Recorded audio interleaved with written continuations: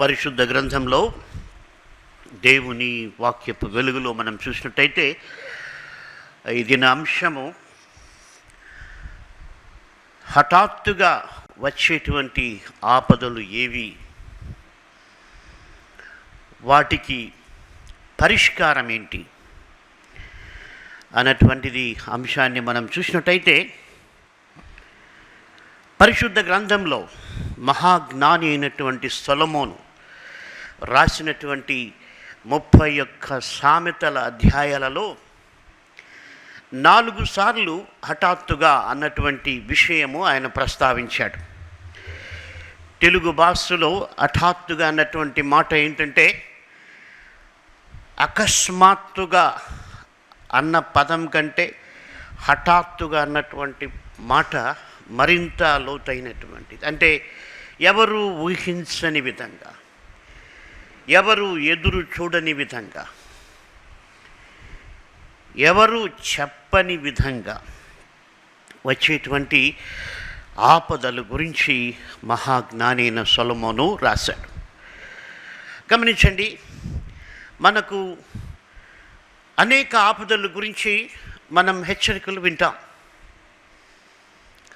వాతావరణంలో ఏవైనా మార్పులు వస్తే ప్రభుత్వం వారు ముందుగానే హెచ్చరిక చేస్తారు.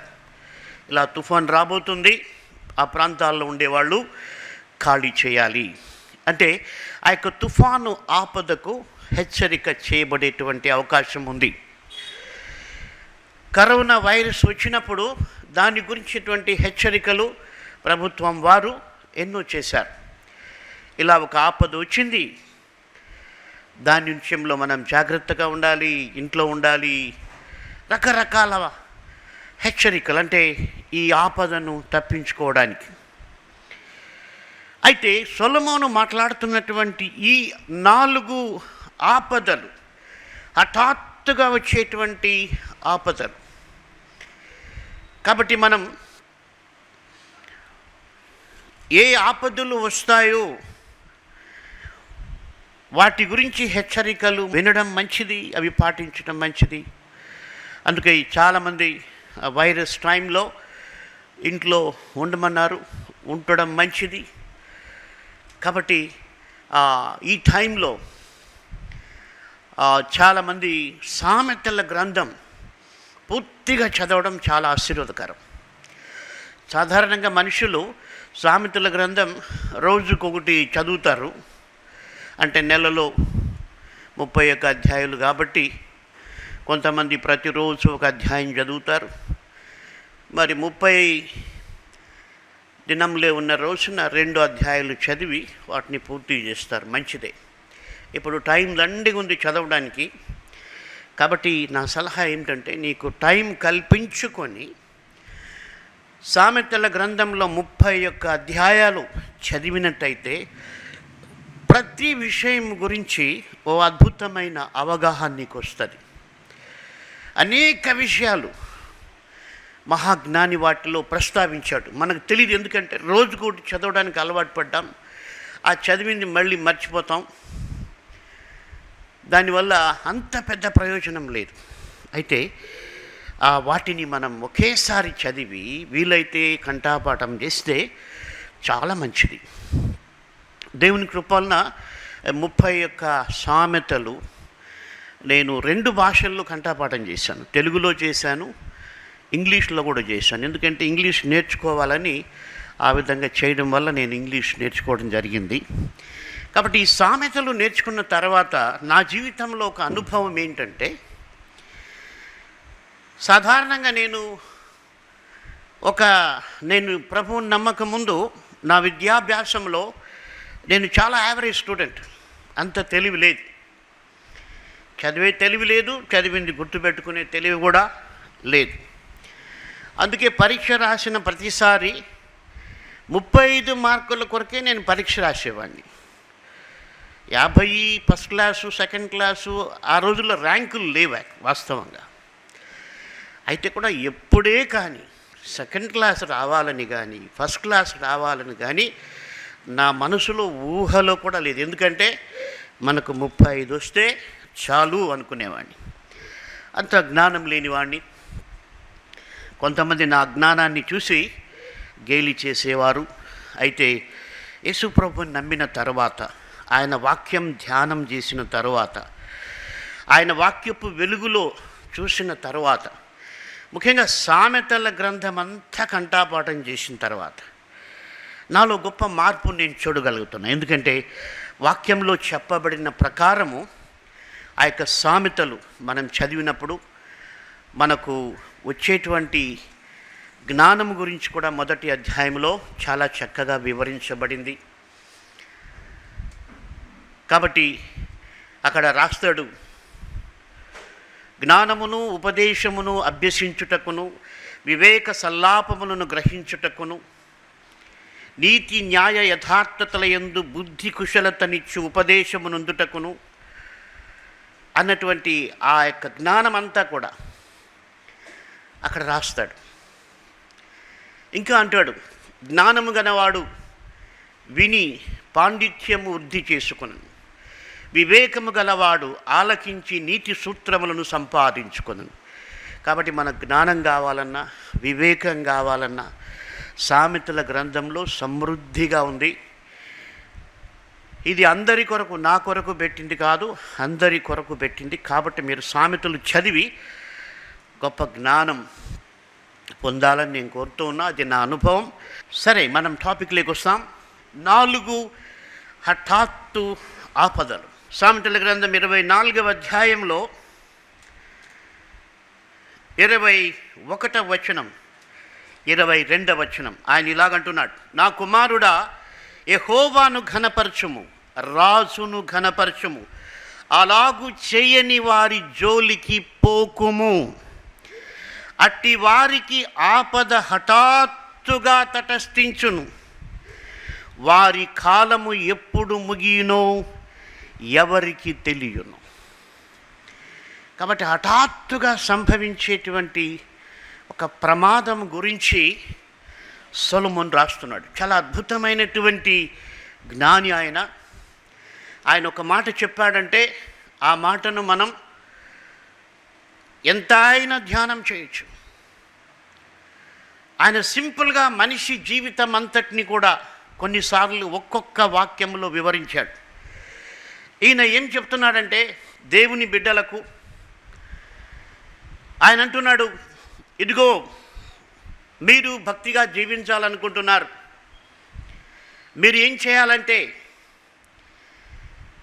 మీరు ఎప్పుడు కూడా మీ జీవితంలో దేవుణ్ణి ఘనపరచాలి, రాజును ఘనపరచాలి.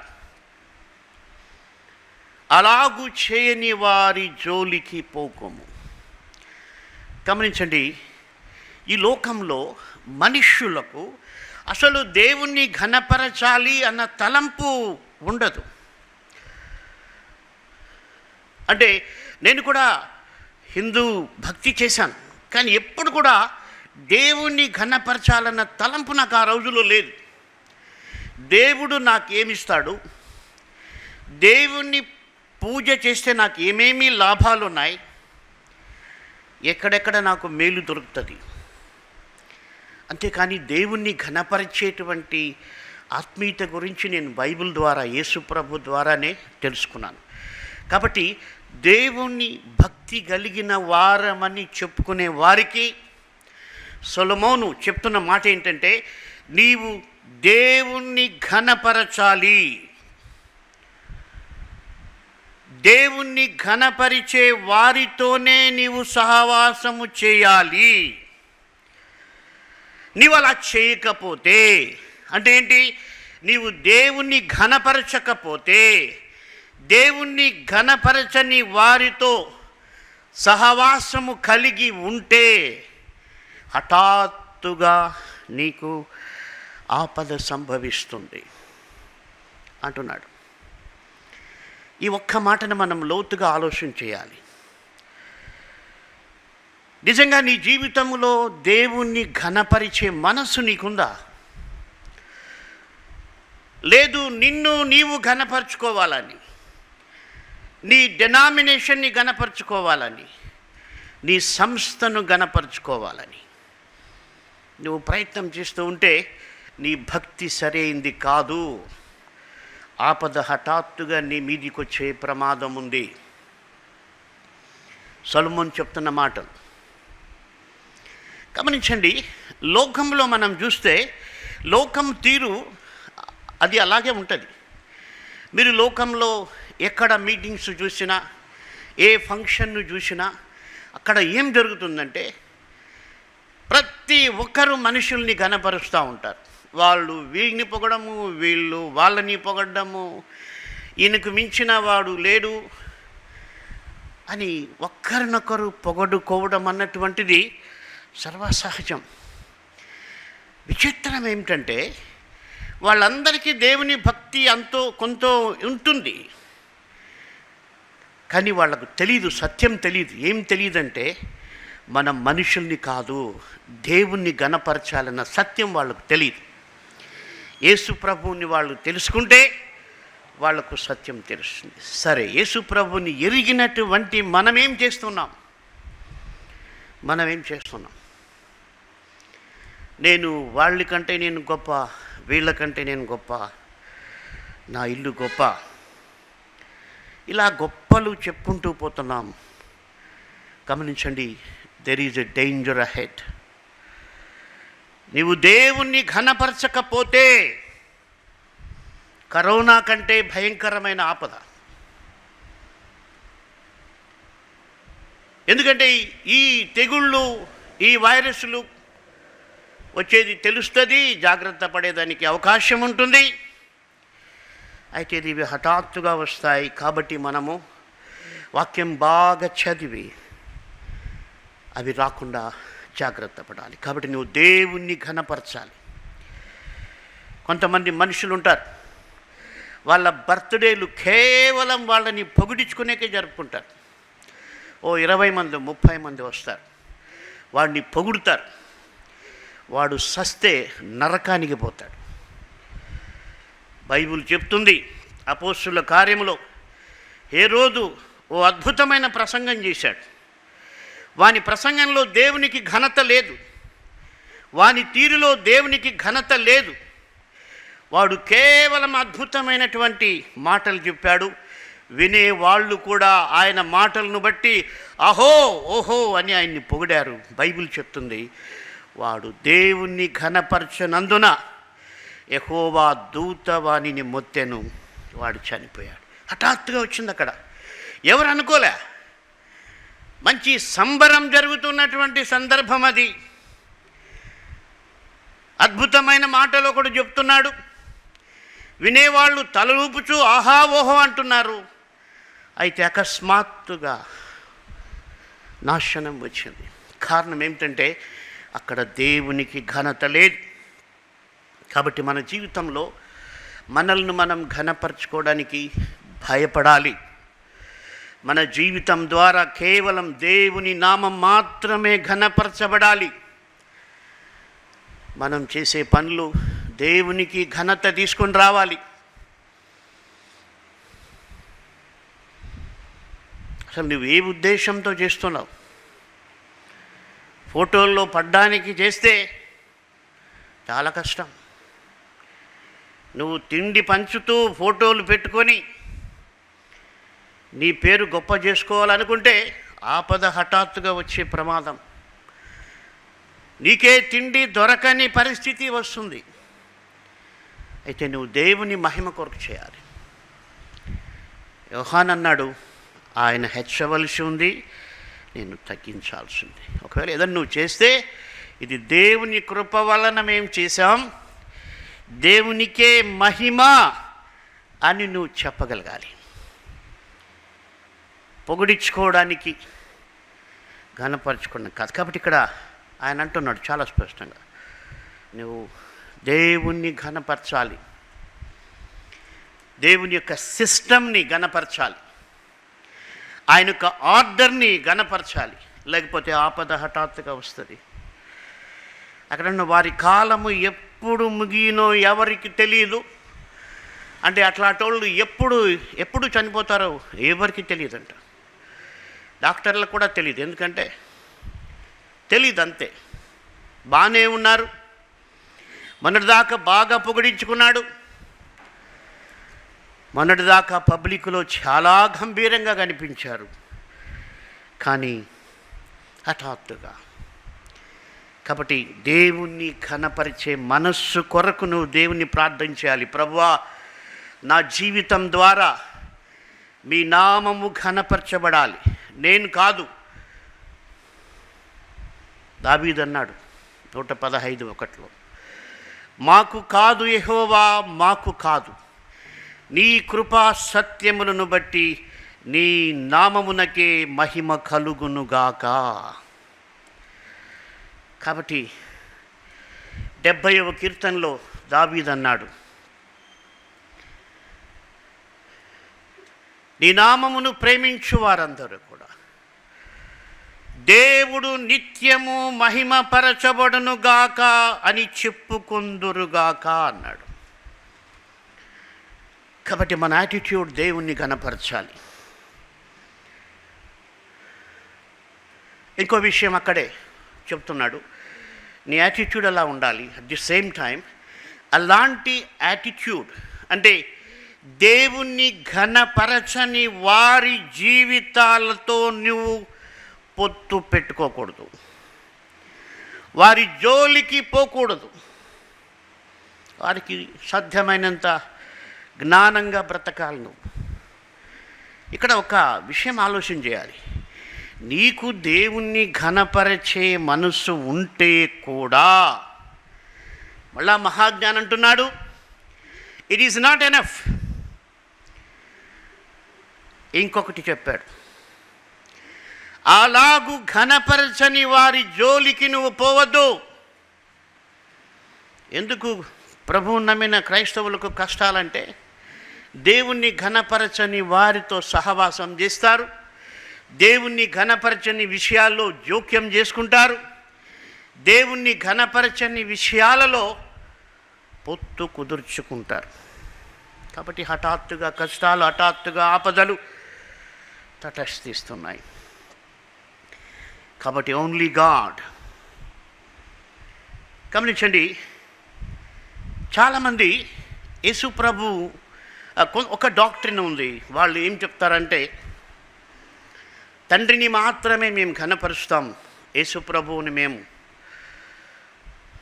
అంతగా పట్టించుకోము అని చెప్తారు. యోహాను సువార్త 5వ అధ్యాయం 23వ వచనంలో ఏం చెప్తుందంటే, యాక్చువల్గా నువ్వు దేవుణ్ణి ఘనపరచటం గురించి యేసు ప్రభు ఏం చెప్తున్నాడంటే, తండ్రిని ఘనపరచునట్లుగా అందరూ కుమారుని ఘనపరచవలనని తీర్పు తీర్చుటకు సర్వాధికారము కుమారునికి అప్పగించి ఉన్నాడు. కుమారుని ఘనపరచని వాడు ఆయన పంపిన తండ్రిని ఘనపరచడు. గమనించండి, యేసు ప్రభువుని ఘనపరచనటువంటి వ్యక్తి ఈ సృష్టికర్తను ఘనపరచలేడు. ఈ లోకంలో ఎవరైనా సరే సృష్టికర్త అయినటువంటి దేవుణ్ణి ఘనపరచాలంటే కండిషన్ ఏమిటంటే, ఆయన పంపిన యేసుక్రీస్తుని ఘనపరచి తీరాలి. ఆయన కుమారుడైన యేసుక్రీస్తుకు నీ జీవితం అప్పగించబడాలి. ఆయనకు నీ జీవితాన్ని లోబరుచుకోవాలి. ఆయన్ని ఘనపరచాలి అని బైబిల్ చెప్తుంది. ఆయన్ని ఘనపరచకపోతే నీకు దేవుడే లేడు. కాబట్టి ఆయన్ని ఘనపరచాలి. ఘనపరచడం అంటే ఆయన మాటలని పాటించాలి, ఆయన మాటలకు సరెండర్ కావాలి, ఆయన మాటలన్నీ ధ్యానించాలి, ఆయన మాటలకు, ఆయన సిస్టంకు నిన్ను నీవు లోబర్చుకుంటే అప్పుడే దేవుణ్ణి ఘనపరచటం.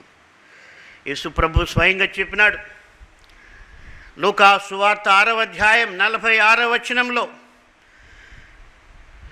నేను మీతో చెప్పిన మాట మీరు చేయకుండా ప్రభువా ప్రభువా అని నన్ను పిలుచుట ఎలా అన్నాడు. ప్రభువా, నేను నిన్ను ఘనపరుస్తున్నామని నోటితో చెబుతూ ఆయన మాటలకు విలువ ఇవ్వకపోతే అది సరైంది కాదు. కాబట్టి మనం దేవుణ్ణి అడగాలి, ప్రభువా నిన్ను ఘనపరిచే మనస్సు మాకు ఇవ్వండి. వాక్యం చదవాలి, టైం చదవాలి. నేను ఎప్పుడూ చెప్తుంటాను, అసలు బైబిల్ రోజుకు ఒక్కసారే చదవాలని ఎవరు చెప్పారు? 190 మంది ఈ లోకంలో బైబిల్ రోజుకు ఒక్కసారి చదువుతారు. అది ఎవరు చెప్పారు? దివారాత్రములు ధ్యానించమని బైబిల్ చెబితే,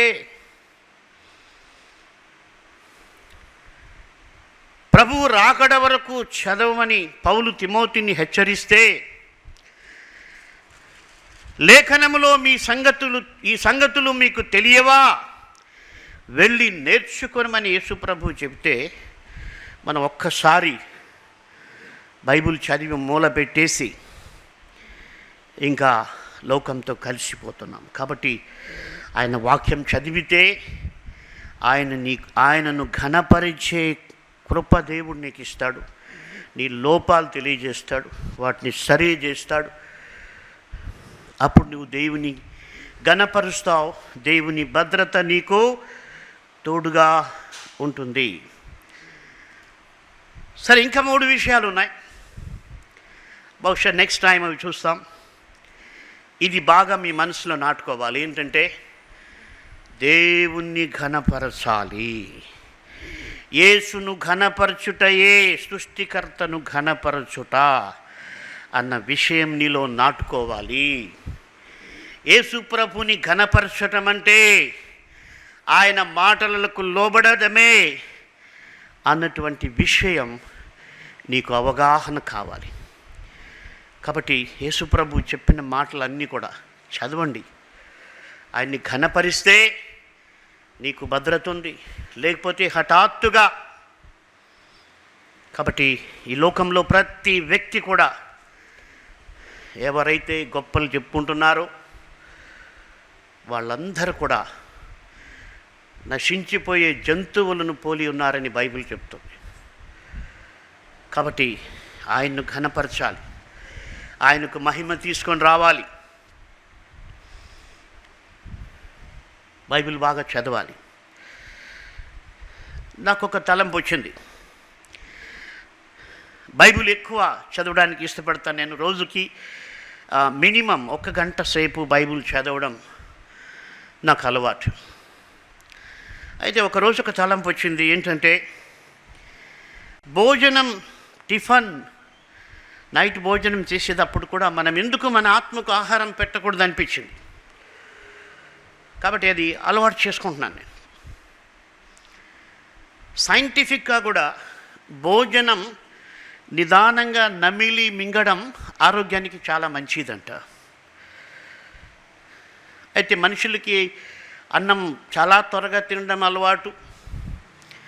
టీవీలు చూస్తూ కడుపు ఉబ్బిపోయేంత వరకు తినేస్తుంటారు. ఎందుకంటే టీవీ చూస్తుంటారు, దాంట్లో ఏదో వస్తూ ఉంటుంది. నేను కూడా ఒకప్పుడు చూశాను అలాగ. అయితే వాక్యం చదివిన తర్వాత ఇవన్నీ వ్యర్థమైనవి, మన ఆత్మకు ఆహారం పెట్టాలి అని ఒక తలంపు వచ్చింది. కాబట్టి నేను టిఫిన్ చేసినప్పుడంతా కూడా దేవుని వాక్యం ధ్యానించడం అలవాటు చేసుకున్నాను. నాకు అనిపించింది, నా బాడీకి నేను ఫీడింగ్ ఇస్తున్నాను, నా స్పిరిట్కి కూడా నేను ఫీడింగ్ ఇవ్వాలి. కాబట్టి నేను భోంచేసే టైంలో మత్తయి సువార్త 5, 6, 7 అధ్యాయాలు 111 వచనాలు ఇవి చెప్పుకోవడానికి 15 నిమిషాలు పడుతుంది. కాబట్టి అలాగ అలవాటు చేసుకున్నాం. ముందు 5 నిమిషాల్లో భోజనం తినేసేవాడిని. అయితే ఇప్పుడు నిదానంగా మనసులో వాక్యం ధ్యానిస్తూ 3 అధ్యాయాలు ముగించేంత వరకు నిదానంగా భోంచేయడం అలవాటు చేసుకున్నాం. దానివల్ల చాలా ఆరోగ్యం ఉంది, సంతోషం ఉంది, ఆత్మబలంగా ఉంది. గమనించండి, ఈ 70 వాక్యాలు కంఠపాఠం చేసే చాలామంది చేశారు. వాళ్ళ సాక్ష్యాలు మీరు వింటారు. వాళ్లకు నేను ఇస్తున్న సలహా ఏమిటంటే, మీరు అదేదో మేమేదో చేసేసాము, మాకు 1000 రూపాయలు వచ్చింది, ఆ 1000 రూపాయలు కూడా ఖర్చు పెట్టేశాము అని మొత్తం మర్చిపోకబాకండి. మీకు వీలైతే మీరు భోంచేసేటప్పుడు నెమ్మదిగా మీ మనసులో 70 వాక్యాలు జ్ఞాపకం చేసుకోండి. I think it takes 12 minutes అనుకుంటాను. కాబట్టి ఆ 12 minutesలో మీరు చెప్పుకుంటూ మనసులో భోంచేయండి. అప్పుడు మీ శరీరంకు శక్తి, మీ ఆత్మకు శక్తి వస్తుంది. చివరిగా మన ధ్యానాంశం ఏమిటంటే దేవుణ్ణి ఘనపరచాలి. పౌలు అన్నాడు గలతీ పత్రికలో, వారు నన్ను బట్టి దేవుణ్ణి మహిమపరిచిరి. ఆ మాట నాకు చాలా ఇష్టం. నేను 15 దేశాలకు సేవకి వెళ్ళినప్పుడు ఆ మాట నేను జ్ఞాపకం చేసుకున్నది. ఇప్పుడు ఎక్కడికి వెళ్ళినా సేవకి, ప్రభువా నా ప్రసంగం విని వాళ్ళు నన్ను ఘనపరచకూడదు, వీడు గొప్పోడు అనుకోకూడదు, నన్ను బట్టి వారు నిన్ను మహిమపరచాలి. అది పౌలు యొక్క ఆశ అని అన్నాడు. గలతీ పత్రికలో 1వ అధ్యాయం చివరిలో ఉంటుంది. చాలా అద్భుతమైన మాట. వారు నన్ను బట్టి దేవుణ్ణి మహిమపరచిరి. కాబట్టి యేసుని నమ్ముకున్న నీవు వాక్యానుసారంగా దేవుణ్ణి ఘనపరిస్తే ప్రజలు కూడా నిన్ను బట్టి దేవుణ్ణి ఘనపరుస్తారు. ఆయన కుమారుడు యొక్క రక్తంలో కడగబడిన అనుభవం నీకు ఉండాలి. ఆయన్ని తెలుసుకుంటేనే, ఆయన్ను ఘనపరిస్తేనే, ఆయన మాటలకు లోబడితేనే నీకు భద్రత. కాబట్టి అట్టి కృప దేవుడు మీకు అనుగ్రహించును కాక. యేసుక్రీస్తు యొక్క పవిత్ర రక్తము ద్వారా మీ పాపములు క్షమించబడినట్లు ఈ మాటలు వింటున్న వాళ్ళు ప్రార్థన చేసుకోండి. విన్నవాళ్ళు, అవును ప్రభా, నా జీవితంలో నేను ఎవరెవరినో ఘనపరుస్తున్నాను, నన్ను ఘనపరుచుకుంటున్నాను, దయతో క్షమించమని దేవుణ్ణి ఘనపరిస్తే నీకు భద్రత ఉంది, సేఫ్టీ ఉంది. అట్టి కృప దేవుడు మనకు అనుగ్రహించునుగాక. ప్రార్థన చేసుకుందాం. దయగల ప్రభువా, అవును తండ్రి, మహాజ్ఞాని అయినటువంటి సొలొమోను జీవిత సారాన్ని వడబోసి అద్భుతమైనటువంటి సందేశం ఆయన మాటల్లో ఉంది. అవును తండ్రి, దేవుణ్ణి ఘనపరచాలి, దేవుణ్ణి ఘనపరిచే వారితో మాత్రమే సహవాసం చేయాలి, మిగిలిన వారితో జాగ్రత్తగా ఉండాలి అని మీరు హెచ్చరించారు. కాబట్టి కుమారుణ్ణి ఘనపరచువాడే తండ్రిని ఘనపరచువాడనుంది. యేసయ్యా, మేము మీరు చెప్పినట్టుగా మారు మనసు అనుభవం కలిగి ఉన్నవారమై మీ మాటలపైన మేము మా ఆత్మీయ గృహాన్ని కట్టుకోవడానికి, వరదలు వచ్చినా, వాన వచ్చినా, గాలి విసిరి ఆ ఇంటి మీద కొట్టినా అది నిలబడనని మీరు సెలవిచ్చారు. కాబట్టి మా ఆత్మీయ జీవితాలను మీరు భద్రపరచండి. మీ వాక్యం ద్వారా మాకు వివేకం పుట్టించండి. సొలొమోను కంటే గొప్పవాడని మీరు చెప్పారు. కాబట్టి మీ మాటల సారం మాకు శక్తిని ఇచ్చుటకు, తద్వారా మీ యొక్క చిత్తం చేయుటకు సహాయం చేయమని, మీ రాజ్యమును, మీ నీతిని వెతికిన వారికి మిగిలినవన్నీ కూడా అనుగ్రహింపబడతాయన్నారు. కాబట్టి ఈ వాక్యం వింటున్న వారికి ఎన్నో సమస్యలు ఉన్నాయి, ఎన్నో భయాలు ఉన్నాయి, ఎన్నో అవసరతలు ఉన్నాయి. అయితే మీ వాక్యం చెబుతుంది, మిమ్మను ఘనపరిచి మీ వాక్యానికి లోబడితే మీరన్నీ పరిష్కరిస్తారు. అట్టి కృప మా అందరికీ అనుగ్రహించమని మీకే సమస్త ఘనత, స్తుతి, మహిమలు చెల్లిస్తూ యేసు నామమున ప్రార్థిస్తున్నాము తండ్రి, ఆమెన్. నా పేరు పద్మజ. ప్రభు యొక్క మహాకృప వలన మరియు నా భర్తగారైన పాస్టర్ గాలి గంగరాజు గారి ప్రేరేపణ వలన పరిశుద్ధ గ్రంథంలోని 1000 వాక్యములు కంఠాపాఠము చేసినాను. ప్రభు యొక్క కృప వలన మా పిల్లలందరితో కూడా బైబిల్ వాక్యములు కంఠాపాఠము చేయించినాము.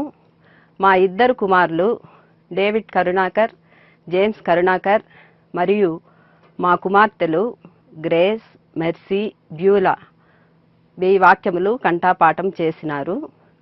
తల్లిదండ్రులందరూ కూడా బైబిల్ వాక్యములు కంఠాపాఠం చేసి తమ తమ పిల్లలందరితో కూడా బైబిల్ వాక్యములు కంఠాపాఠం చేయించుట గొప్ప ఆశీర్వాదము.